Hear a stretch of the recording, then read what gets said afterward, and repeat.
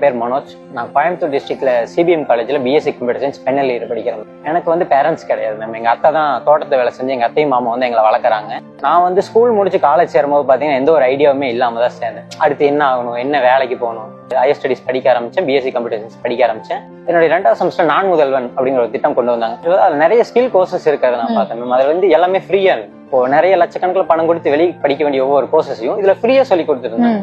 அது பார்க்கும்போது எனக்கு ஒரு ஆச்சரியமாவும் இருந்துச்சு, அதே நேரத்தில் மகிழ்ச்சியாகவும் இருந்துச்சு. என்னுடைய 2வது செமஸ்டர் கம்யூனிகேட்டிவ் இங்கிலீஷ் அப்படிங்கிற ஒரு கோர்ஸ் கொண்டு வந்தாங்க. அது மூலியமா என்னோட கம்யூனிகேஷன் ஸ்கில் என்னால் டெவலப் பண்ணிக்க முடிஞ்சது. 3வது செமஸ்டர்ல பைத்தான் ஃபண்டமெண்டல்ஸ் கோர்ஸ் கொண்டு வந்தாங்க. அது மூலியமா என்னோட கோடிங் நாலேஜ் என்னால் மேலும் இம்ப்ரூவ் பண்ணிக்க முடிஞ்சது. ஒரு வெப்சைட் எப்படி கிரியேட் பண்ணணும், ஒரு ஆப் எப்படி டெவலப் பண்ணணும், அந்த மாதிரியான ஐடியாஸ் எனக்கு கிடைச்சது. 4வது செமஸ்டர்ல வெப் டெவலப்மெண்ட் கோர்ஸ் கொண்டு வந்தாங்க. அதுல நான் ஒரு வெப்சைட் எப்படி கிரியேட் பண்ணணும், ப்ராப்பரா எப்படி கிரியேட் பண்ணணும், ஒரு டிசைனிங் எப்படி பண்ணணும் அப்படிங்கறதெல்லாம் தெரிஞ்சுக்க ஆரம்பிச்சேன். அதுக்கப்புறம் தான் தெரிஞ்சு எனக்கு டிசைனிங் இன்ட்ரெஸ்ட் இருக்கு அப்படின்னு தெரிய வந்தது. சரி, ஓகே, நம்ம டிசைனிங் பத்தி படிக்க ஆரம்பிக்கலாம் அப்படின்னு முடிவு பண்ணிட்டேன்.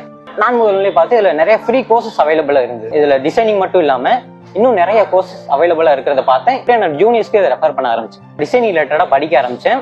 என்னோட கெரியரை பத்தின பயம் எனக்கு இருந்தது. அது வந்து கொஞ்சம் கொஞ்சமா குறைய ஆரம்பிச்சு. அடுத்து நம்ம ஜாப் போக போறோம் அந்த கான்பிடன்ட் வந்துருச்சு. இருந்தாலும் அதை பத்தின ஃபியர் எனக்கு இருந்துச்சு. அப்பதான் அவென்டர் கம்பெனில இருந்து குரூப் ஆஃப் கம்பெனில இருந்து பிளேஸ்மெண்ட் ட்ரைனிங் கொடுத்து வந்தாங்க. இப்போ ஒரு இன்டர்வியூ போனா அங்க எப்படி நடந்துக்கணும், ஒரு ரெஸ்யூம் எப்படி ரெடி பண்ணணும், ஒரு குரூப் கம்யூனிகேஷன் எப்படி இருக்கணும், அதெல்லாம் சொல்லி கொடுத்தாங்க. எனக்கு சுத்தமா அந்த ஃபியரே போயிருச்சு.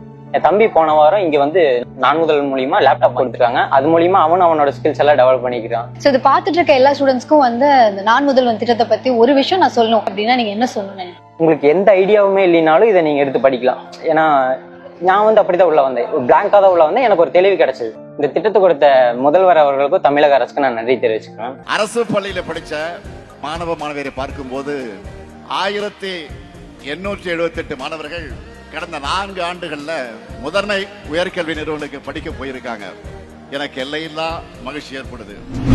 செல்லடா முன்னே செல்லடா தைரியமே துணை